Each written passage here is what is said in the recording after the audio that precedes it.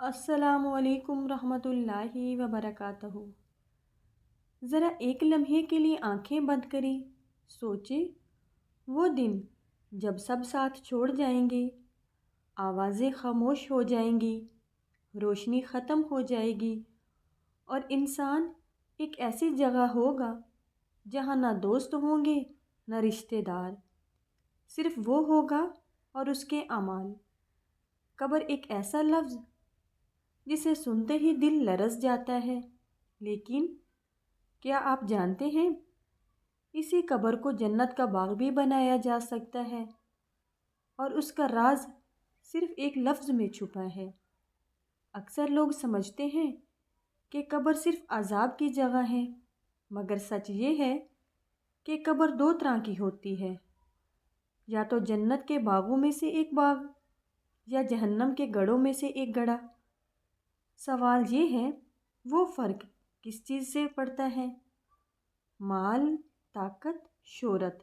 نہیں، فرق پڑتا ہے ایک ایسے لفظ سے جو زبان سے نکلے مگر دل سے جڑا ہو۔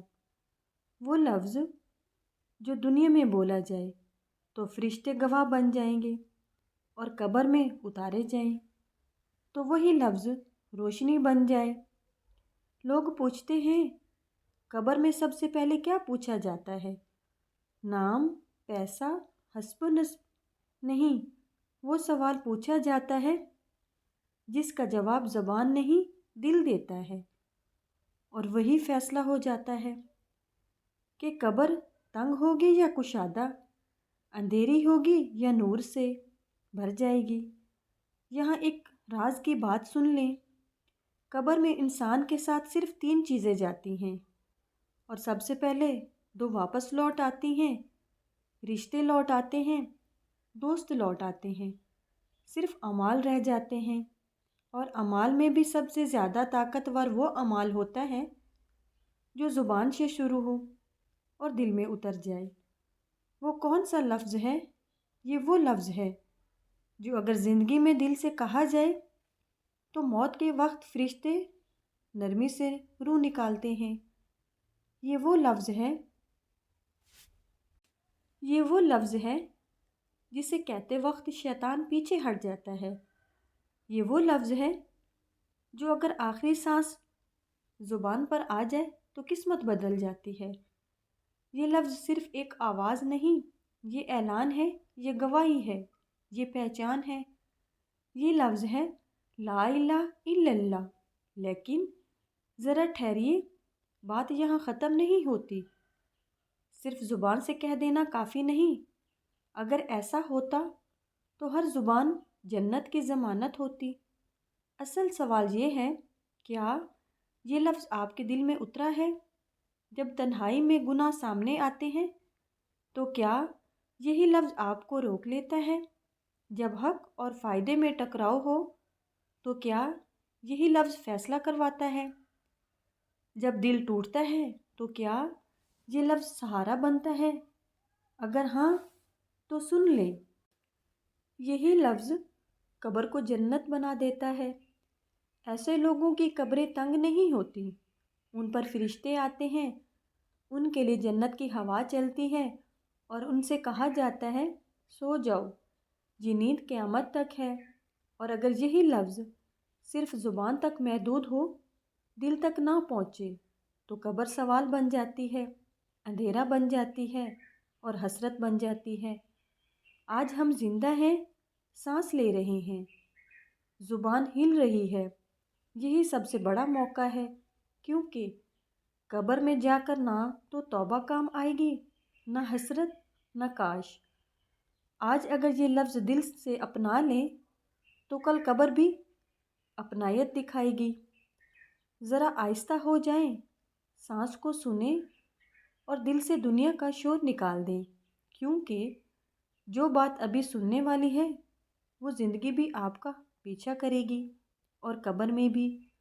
انسان عجیب مخلوق ہے، زندگی میں ہر چیز کے لیے فکر مند رہتا ہے، مگر اس جگہ کے لیے لاپرواہ جہاں اس نے ہمیشہ رہنا ہے۔ ہم گھروں کو سجاتے ہیں مگر قبر کے لیے کچھ نہیں کرتے۔ ہم کپڑوں کی فکر کرتے ہیں مگر کفن کے لیے تیاری نہیں۔ ہم دنیا کی نیند کے لیے بہتر جیتے ہیں مگر اس نیند کے لیے نہیں جو قبر میں آئے گی۔ کیا آپ جانتے ہیں قبر اندھیری نہیں ہوتی، ہم اسے اندھیرا بنا لیتے ہیں۔ قبر تنگ نہیں ہوتی، ہم اسے تنگ کر لیتے ہیں۔ قبر جنت سے خالی نہیں ہوتی، ہم اسے خالی کر لیتے ہیں۔ ایک لمحہ تصور کریں، جنازہ رکھا ہے، لوگ کھڑے ہیں، کچھ رو رہے ہیں، کچھ خاموش کھڑے ہیں اور کچھ جلدی میں ہیں۔ پھر مٹی پڑتی ہے، آواز آتی ہے اور سب چلے جاتے ہیں۔ اب کوئی نام لے کر نہیں پکارے گا، اب کوئی ہاتھ نہیں تھامے گا، اب کوئی جواب نہیں دے گا، بس آپ اور آپ کا رب۔ یہی وہ لمحہ ہے جہاں ایک لفظ آپ کا سب سے بڑا سہارا بنتا ہے۔ لوگ سمجھتے ہیں قبر میں سوال مشکل ہوں گے۔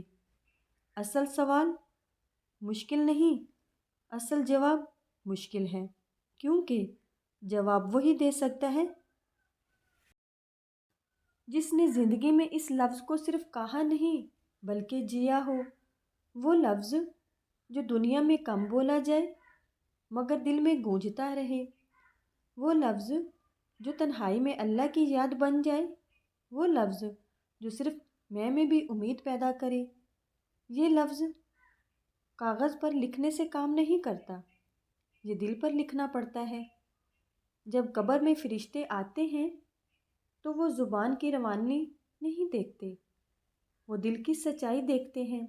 اگر دل نے مان لیا ہو تو زبان خود بول اٹھتی ہے، اور اگر دل خالی ہو تو زبان خاموش ہو جاتی ہے۔